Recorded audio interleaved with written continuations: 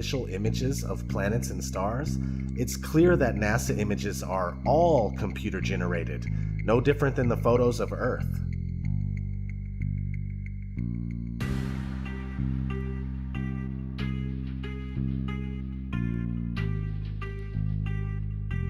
What have become known as planets are round lights that seem to be set over the flat Earth. The so-called planets and stars are not what we have been told they are, and comparing luminous objects that you see in the sky to the Earth under your feet is very ineffective for actually proving the supposed rotundity of the Earth. Since there are no actual photographs of the Earth and motion has never been experienced or proven, it would seem more logical for one to assume that we are on a flat, motionless plane, and everything we see in the heavens revolves around us. What about satellites and GPS? As crazy as it may sound, satellites are a hoax. Have you ever wondered why there are never any damaged or fallen satellites? And why there are no satellite malfunctions due to constant heating and cooling? It's weird they don't melt in the thermosphere that's over 2,000 degrees. I find myself looking at the moon and wondering why we never see satellites pass by the moon. Did you know there are thousands of miles of fiber optic cables under the seabed that supplies 90% of the Earth's communication, internet, phones, etc.? And GPS works off of cell phone towers. It's called triangulation. Haven't you seen those really tall towers and wondered what they are? Satellite TV is just enhanced radio using ground-based towers. It's all ground-based, just like the old TV antenna. Science fiction author Arthur C. Clarke proposed the idea of geostationary satellites in 1945 in a magazine called Wireless World. And 20 years later, in 1965, they claim to have successfully launched the first commercial geostationary communication satellite. Today, there are said to be thousands, but the odd thing is that trying to prove it only leaves you fruitless. Is outer space even real?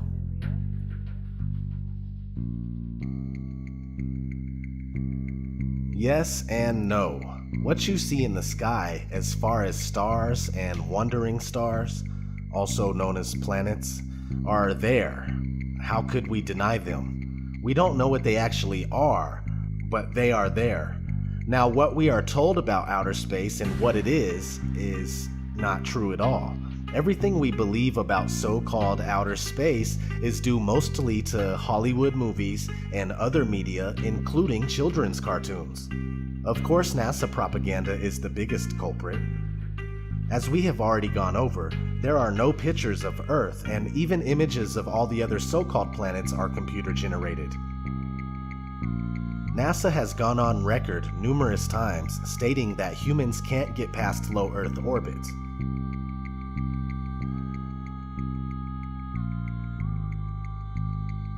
NASA's next spacecraft, already being built and tested across America, will do those things and more.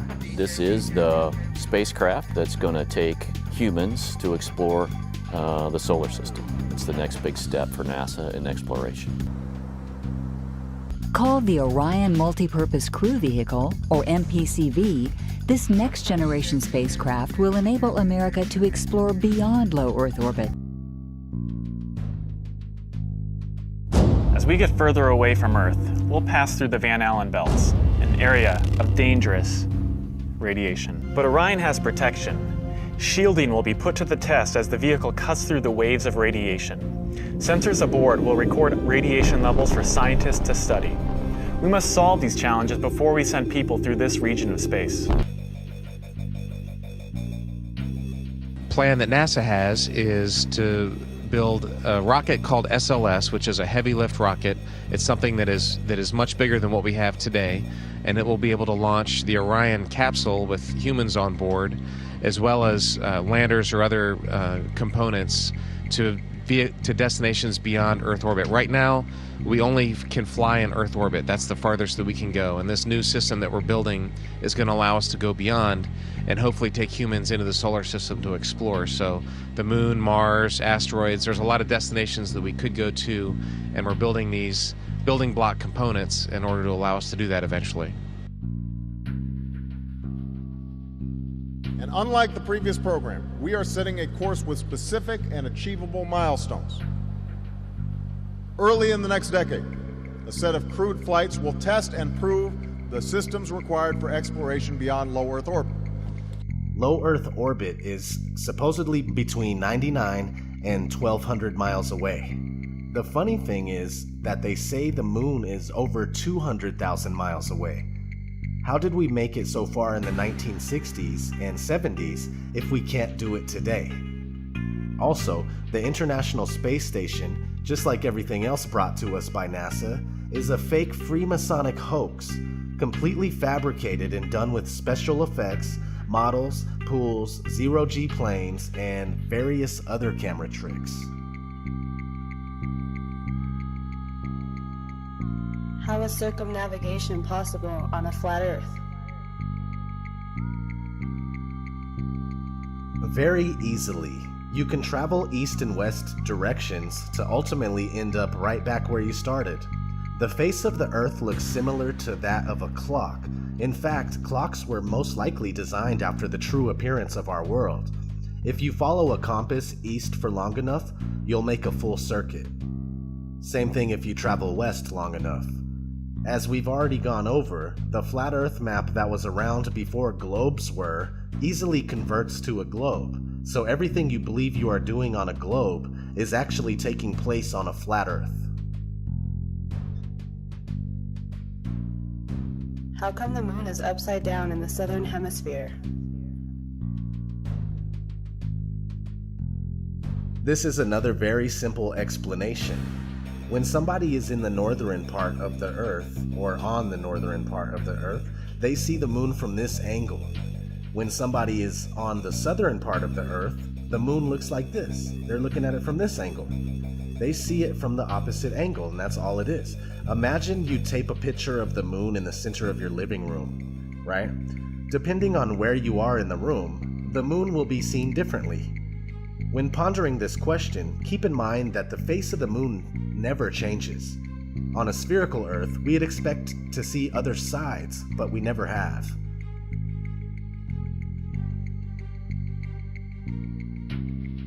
What about the seasons?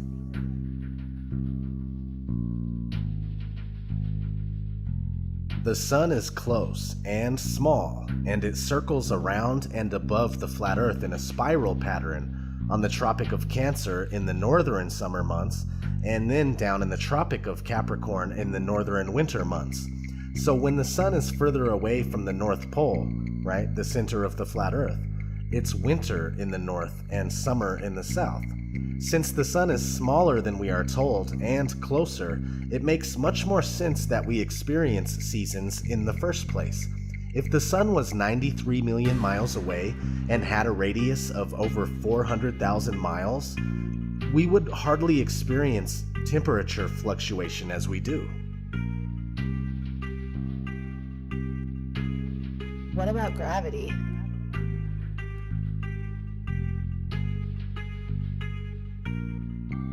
Gravity is necessary in order for a spinning ball Earth to work. People readily believe that you can't fall off of a spinning ball that's darting through outer space at speeds that you can't even comprehend, yet they will deny how much easier it is to stay on a flat surface that doesn't move. Gravity is a scapegoat for all that cannot be explained, and it has never been proven. The reason why things fall or float is because of density and buoyancy.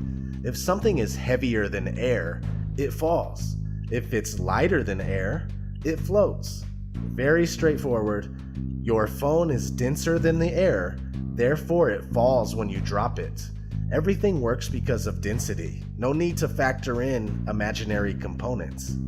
Quote, The law of gravitation is said by the advocates of the Newtonian system of astronomy to be the greatest discovery of science and the foundation of the whole of modern astronomy. If, therefore, it can be shown that gravitation is a pure assumption and an imagination of the mind only, that it has no existence outside of the brains of its expounders and advocates, the whole of the hypotheses of this modern so-called science fall to the ground as flat as the surface of the ocean. And this most exact of all sciences, this wonderful feat of the intellect, becomes at once the most ridiculous superstition and the most gigantic imposture to which ignorance and credulity could ever be exposed. Thomas Winship, Zetetic Cosmogony. What about the Coriolis Effect?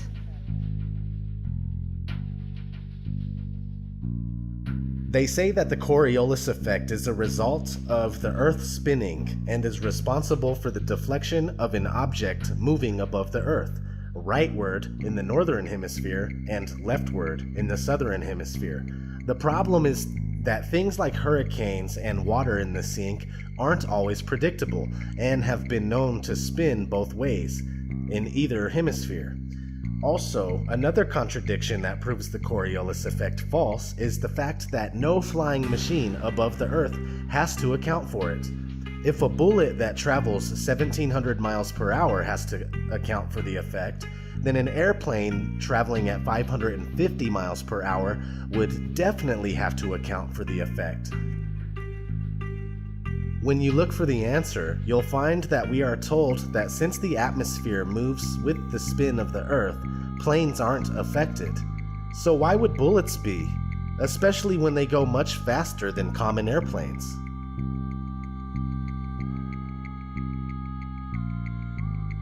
Why can't I see infinitely far?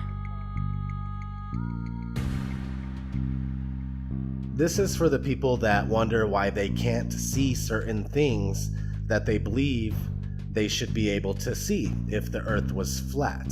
I've been asked on numerous occasions, why can't I see Mount Everest from anywhere on Earth? I've also been asked, why can't I see Spain from the east coast of America? Well, besides dirt, dust, dew, rain, fog, smog, smoke, clouds, mist, haze, snow, etc., your vision is limited by the vanishing point of your perception. Check your weather app on your phone and notice the visibility in your area.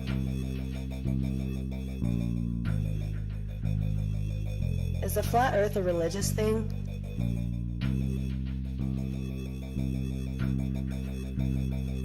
Yes and no. I say this because I myself am not religious. I'd rather not have faith in something, but know the facts to the best of my ability. And the facts are that the curvature and motion of the Earth have never been proven. The Bible, without any doubt whatsoever, supports the Earth that's fixed in place. The Book of Enoch, which is biblically endorsed and most likely belongs in the Bible, describes the flat stationary enclosed Earth in great detail. Many religions and civilizations preceding Judaism and Christianity support a flat and stationary Earth, such as the Babylonians, the Egyptians, the Mayans, the Norse, the Hindus, etc. This fantastic spinning globe Earth is very new to the people of the world, yet most of us carry on as if the theory is unquestionable, and we've been conditioned to laugh when the flat Earth is brought up. Whether you are religious or not, you can see the flat Earth for yourself.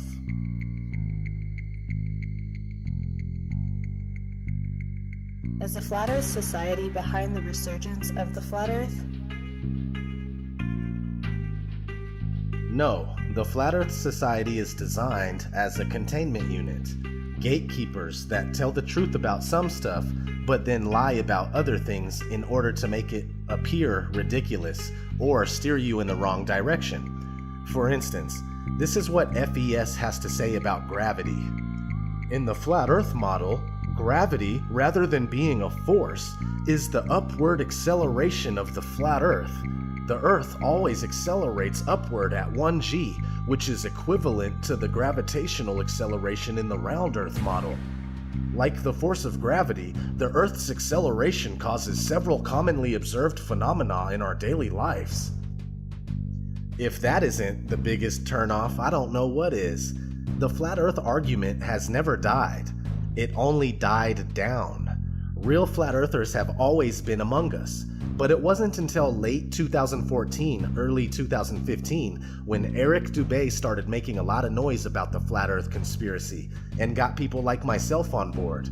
It took me 10 months of research before finally accepting the truth about where we live. Thanks to the many great flat Earth researchers, content creators, and activists since then, more and more people are waking up to the massive deception every day.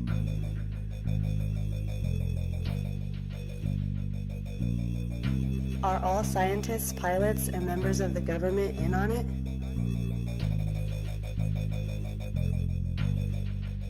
No, most scientists, pilots, and members of the government have been indoctrinated just as the rest of us have.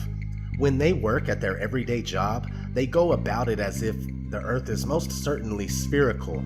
If indeed some of these people did know the Earth is flat, they most likely wouldn't even speak out about it in fear of losing their job or ruining their reputation. The average scientist goes about everything they do with the spherical Earth already factored in. For mainstream science, questioning our current model is a huge no-no. For pilots, computers do most of their work, not to take away from what they do because I personally appreciate it, and also pilots often switch out at stops, making it difficult to understand the real layout of Earth's land masses. As far as government members and politicians go, besides high-ranking officials at NASA, which isn't government at all, it's safe to assume that they are not in the know and they are not knowingly perpetrating this lie. Very few people compared to the population of the world are enlightened to the flat Earth.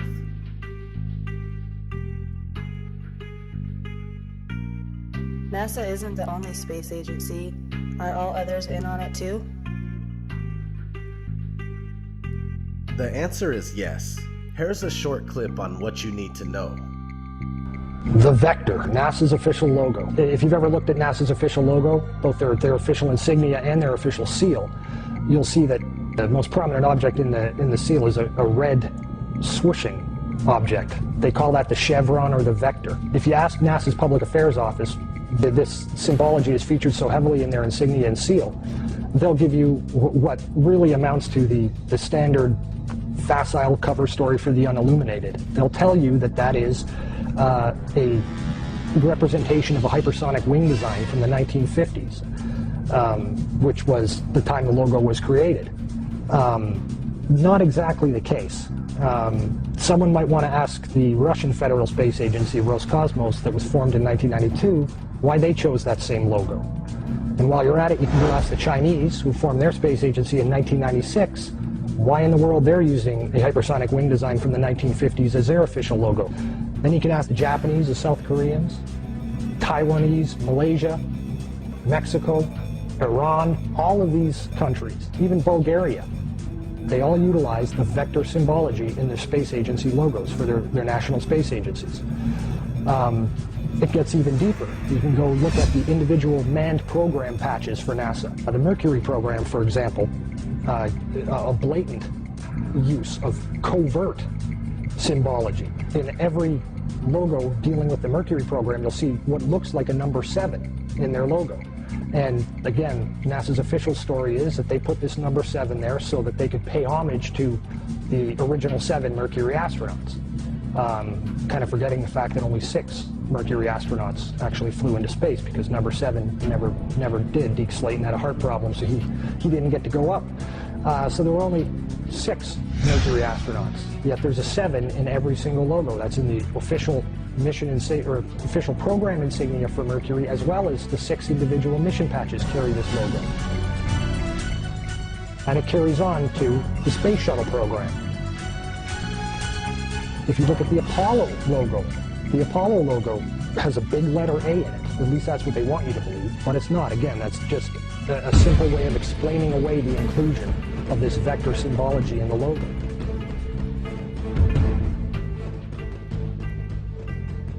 If you go to the Space Shuttle program, the original Space Shuttle STS program patch is a triangular patch that, again, hides the use of the chevronic vector symbology.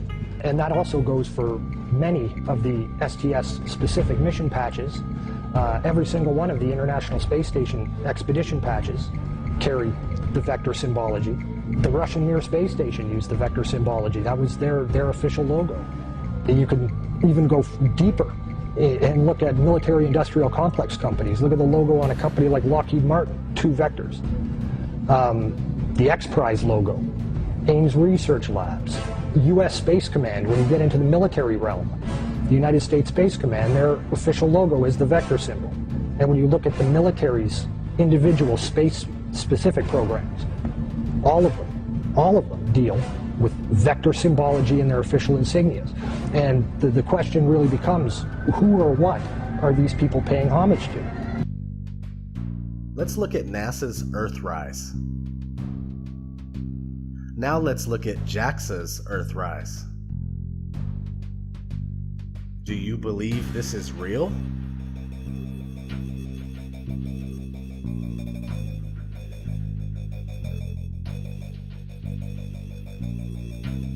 Well then, who's responsible for this deception?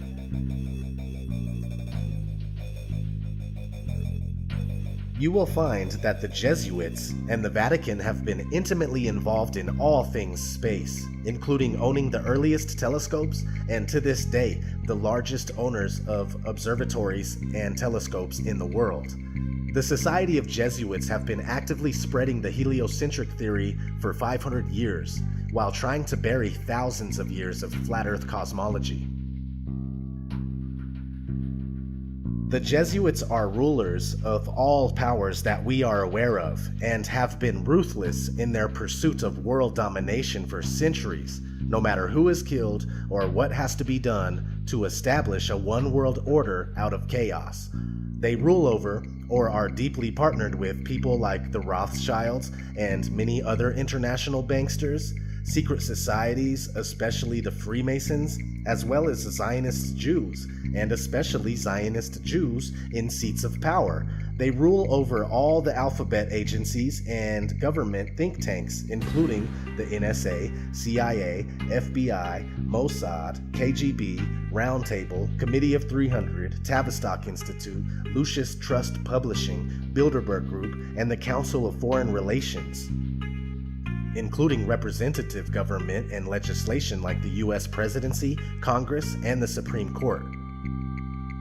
The Jesuit order is said to have been established by Jews, again showing that the Jews are behind some of the biggest hoaxes in history, including the Holocaust. Freemasons are also spread out all over the world to further the different agendas that serve this Illuminati elite.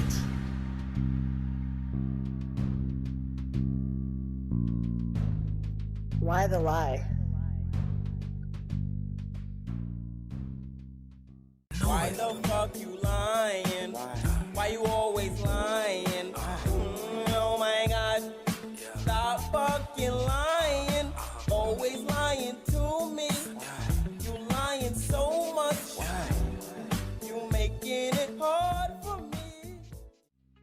Their desire is to convince us that we are only one of a septillion other planets flying through infinite space.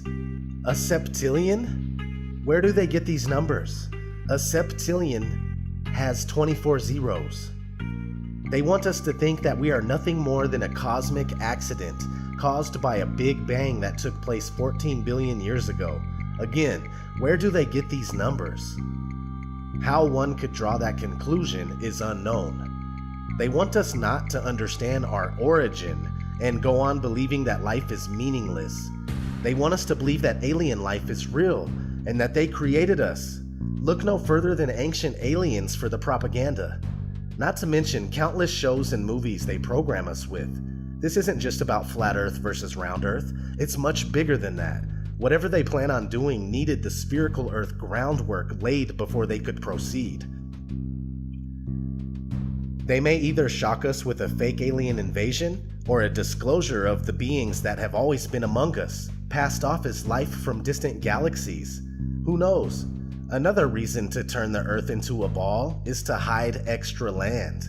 If this is a vast plain, and there are places past Antarctica, with more oceans and more land masses, then an easy way to get rid of them is to wrap our part of this plain around a ball, and make it seem as if there is nothing else and everything has already been discovered. The globe is full-fledged slavery for the inquiring mind. I'd like to be an explorer, like the great Magellan. Oh, you're too late. There's really nothing left to explore. What does it mean if the Earth is flat?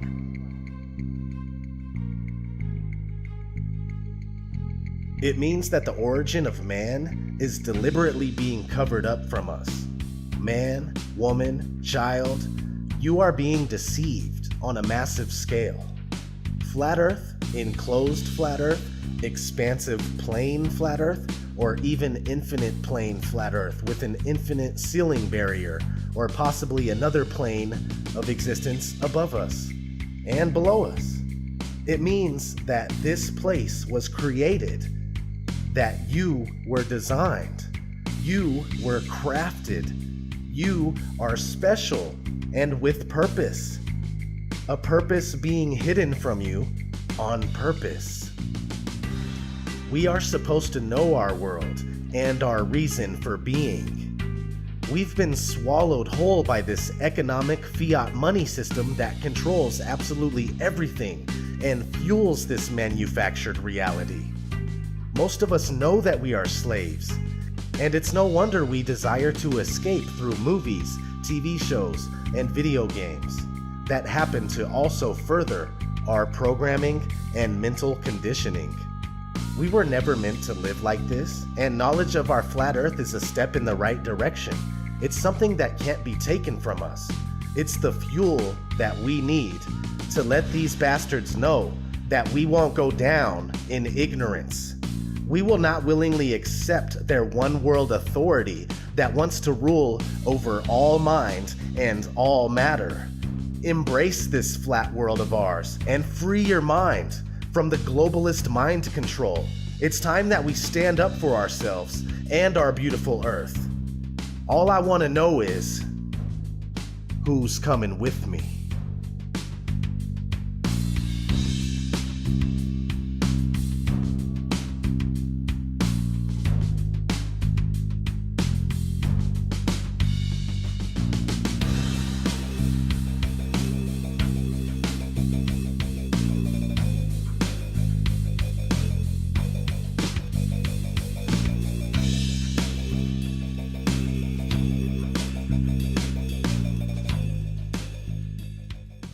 Boom.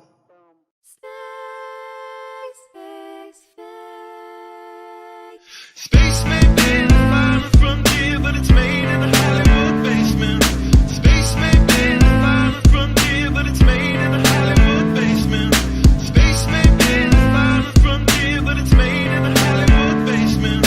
Space may be the final frontier, but it's made in a Hollywood basement. Have you ever dreamed of going up to outer space, or maybe meeting other beings from another place? Have you ever wondered what it's like on other planets? Then you watch a science show and come to believe you understand it. You feel empowered by the knowledge and you feel enlightened, listening to Bill Nye and Neil deGrasse Tyson. But then you wake up and you start to see the obvious. Life is just a lie and this whole world ain't what we thought it was. NASA's missions to the moon were never completed. They just filmed them in a room and people believe it. I used to wonder what it's like to be an astronaut. Now when I see them acting, I can't help but to laugh a lot. They give us cartoons and they claim that we live on a ball, but it's flat and it's not moving or spinning at all. Why you lying to us, man? That's something that we want to know. After that, you're gonna have to pack up all your stuff and go. Space may be the final frontier, but it's made in a Hollywood basement. Space may be the final frontier, but it's made in a Hollywood basement. Space may be the final frontier, but it's made in a Hollywood basement. Space may be the final frontier, but it's made in a Hollywood basement.